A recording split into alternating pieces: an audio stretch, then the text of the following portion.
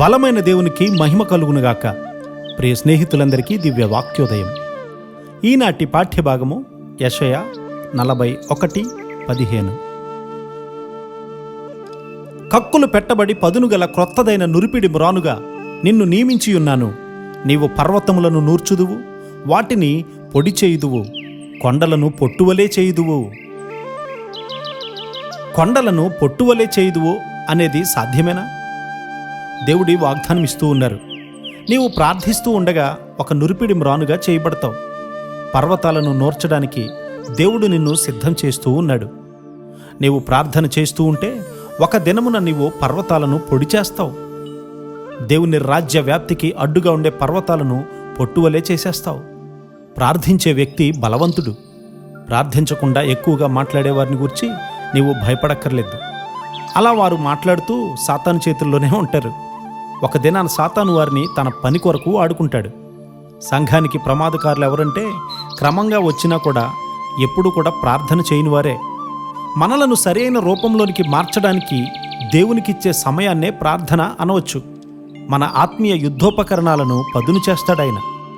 అలా సిద్ధపడిన మనలను దేవుడు పర్వతములను నూర్చేవారిగా వాడుకుంటాడు. ఈ వాగ్దానాలను చూసి నేనెంతో ఉత్తేజింపబడతాను. ఎక్కడ చూసినా పర్వతాలు, కొండలు కనిపిస్తాయి. దైవభక్తి లేనివారు పెద్ద పర్వతాల వలె ఉండి సంఘంలో నాయకత్వాన్ని తీసుకుంటారు. ఒకరోజు వాళ్ళు దుమ్ము, ధూళి వలె అయిపోతారు. ప్రార్థనాపరుడు నూరుస్తాడు. కొందరు పెద్ద విశ్వవిద్యాలయ డిగ్రీలున్నా కూడా అనేక పాపాలకు దూరంగా జీవించడానికి ఇష్టపడరు. అలాంటి వారిని దేవుడు వాడుకోడు. వారు బుద్ధిహీనులు. జారత్వం జరిగించేవాడు కేవలము బుద్ధిశూన్యుడు. ఆ కార్యము చేయువాడు స్వనాశనమును కోరుకునేవాడే. సామెతలు 6:32.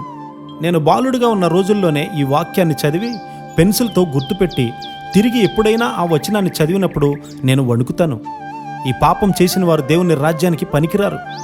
దాచబడిన పాపంతో సువార్త బోధిస్తూ ఉంటే సాతాను సంతోషిస్తాడు.